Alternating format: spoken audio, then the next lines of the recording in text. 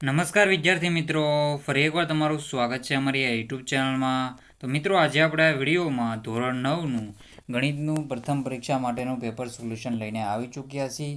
જે આપણી પ્રથમ પરીક્ષાઓ ટૂંક સમયમાં શરૂ થવાની છે તેના માટે આપણે ધોરણ 9નું ગણિતનું પેપર સોલ્યુશન લઈને આવી ચૂક્યા છીએ. સમય રહેશે 2 કલાકનો, કુલ ગુણ રહેશે 50. તો સાહિત્ય તમારે પૂરેપૂરું પેપર સોલ્યુશન જોવાનું રહેશે.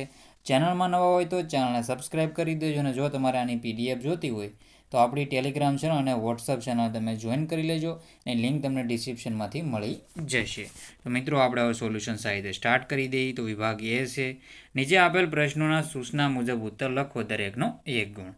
તો સૂચના મુજબ તમારે ઉત્તર લખવાનો રહેશે. તો પહેલું છે, તો નીચે આપેલા પ્રશ્નોના જવાબ માટે સાચો વિકલ્પ પસંદ કરો.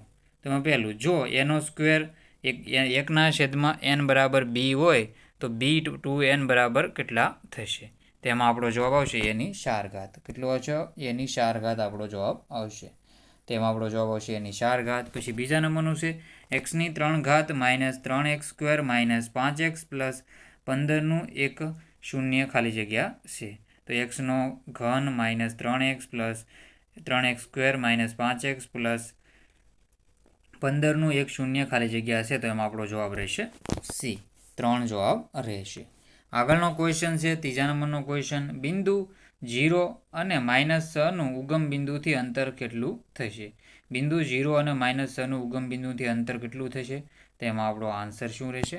તેમાં આપણો આન્સર રહેશે 6. ચોથા નંબરનો ક્વેશ્ચન છે, ખાલી જગ્યા એ 3x + 2y બરાબર 18ના આલેખ પરનું બિંદુ નથી. તો ખાલી જગ્યા એ 3x + 2y બરાબર 18ના આલેખ પરનું બિંદુ નથી. તો એમાં જવાબ આવશે 3 અને 2. શું જવાબ આવશે? એમાં 3 અને 2 એમાં આપણો જવાબ રહેશે. પછી છે, નીચેના વિધાનો સાચા બને તે પ્રમાણે ખાલી જગ્યાઓ પૂરો. તો નીચેના વિધાનો સાચા બને તે રીતે તમારે ખાલી જગ્યા પૂરવાની રહેશે.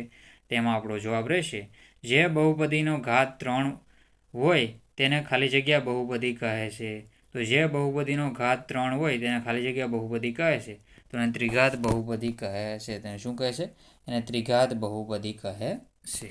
પછી 6થા નંબરનું છે, કિરણ OY અને કિરણ OX થી સીમિત પ્રદેશ ખાલી જગ્યા તરીકે ઓળખાય છે. તો એમાં આપણો આન્સર છે ચતુર્થ તરીકે ઓળખાય છે. કેના તરીકે? ચતુર્થ તરીકે ઓળખાય છે. તો 7મા નંબરનો ક્વેશ્ચન છે, 2x - 5y બરાબર 0નો આલેખ બિંદુ ખાલી જગ્યામાંથી પસાર થાય છે.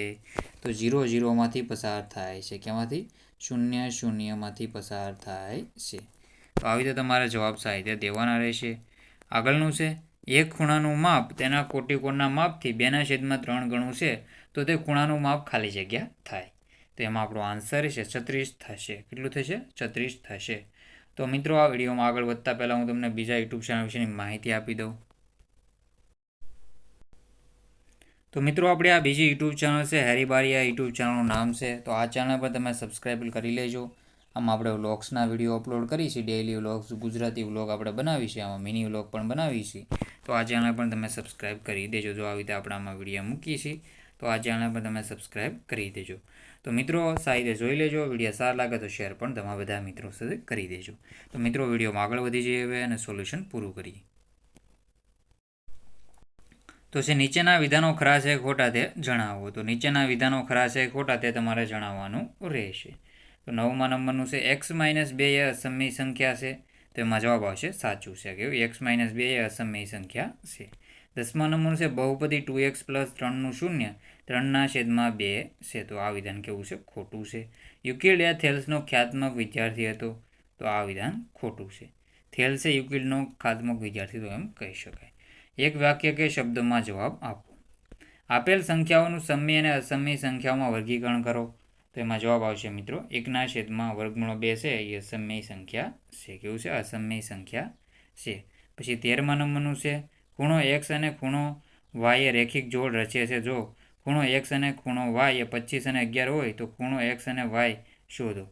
તો ખૂણો x છે બરાબર 125 અને ખૂણો y બરાબર 55 થશે.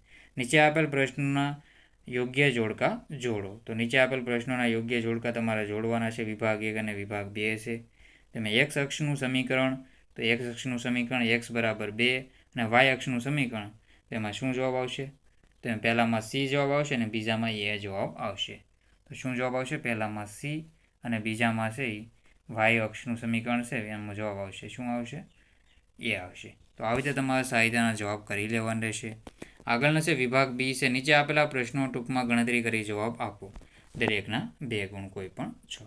આપેલ સંખ્યાઓમાં છેદનું સમીકરણ કરો. તો 1/5 પ્લસ વર્ગમૂળમાં 2. તો એનો તમારે જવાબ જોવાનો રહેશે.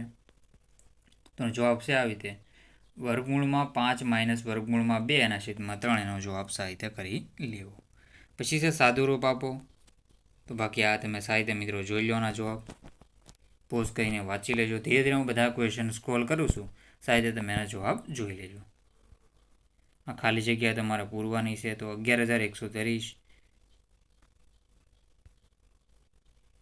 પછી આ 5મા નંબરનું છે જો x પ્લસ 2 અને 7 અને 2x માઇનસ 1 અને 7 એક જ બિંદુ હોય તો તેની કિંમત શોધો. પછી નીચે દર્શાવો દ્વિસલ સુરેખ સમીકરણો ax plus by plus c બરાબર 0 તરીકે દર્શાવો અને દરેક કિસ્સામાં abcની કિંમત શોધો. 2x minus 2x plus 3y બરાબર 6. તો 100 પ્રયત્ને નીચે આપેલા વિધાનોમાંથી કયા વિધાનો સત્ય છે અને કયા વિધાનો અસત્ય છે તમારા જવાબ માટે કારણો આપો.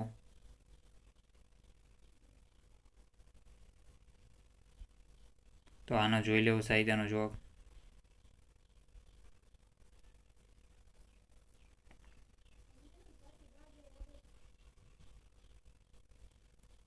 તો આનો પણ જવાબ તમે સાહિત્ય જોઈ લેજો.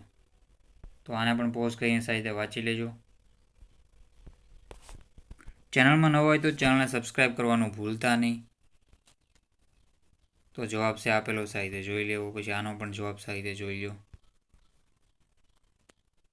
વિભાગ સી છે. નીચે આપેલ પ્રશ્નોના માગ્યા પ્રમાણે ગણતરી કરી જવાબ આપો. વર્ગમૂળમાં 5ને સંખ્યા રેખા પર દર્શાવો.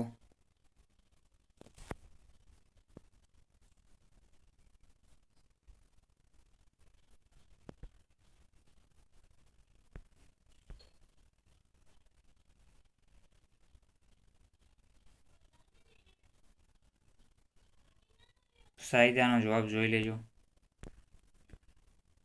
તો આને પણ સાહિત્ય પોઝ કરીને વાંચી લેજો. પછી સરકાજો એક્સનો ઘન માઇનસ વાયનો ઘન બરાબર એક્સ માઇનસ વાય. પછી છે શું છે એક્સનો square plus x y plus વાયનો સ્ક્વેર. જવાબ છે સાબિત કરવાનું રહેશે તમારે.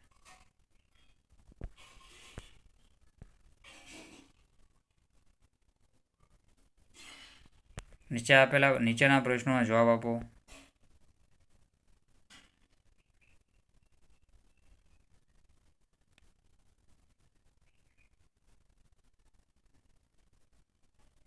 તો આનો જવાબ સાહિત્ય પોઝ કરીને વાંચી લેજો. બધા ક્વેશ્ચનના જવાબ તમારા સાહિત્ય જોઈ લેવાના રહેશે. ચેનલમાં નવા હોય તો ચેનલને સબસ્ક્રાઈબ કરી દેજો. ગણતરી કરી લેવાની રહેશે તમારે. વિભાગ ડી છે. તો વિભાગ ડીમાં આવી રીતે ખાલી જગ્યાઓ આપેલી છે એ પૂરી નાખવી. જો આના જવાબ આવી રીતે આપેલા છે જવાબ જોઈ લેવા.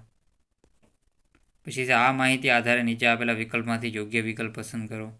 તો આ પણ સાહિત્યનો જવાબ જોઈ લેવો. જવાબ આવી રીતે રહેશે અને આ પણ જવાબ સાહિત્ય જોઈ લેજો. તો મિત્રો આ વિડીયોનો એન્ડ કરીએ છીએ. સાહિત્ય પૂરેપૂરો વિડીયો જોઈ લેજો.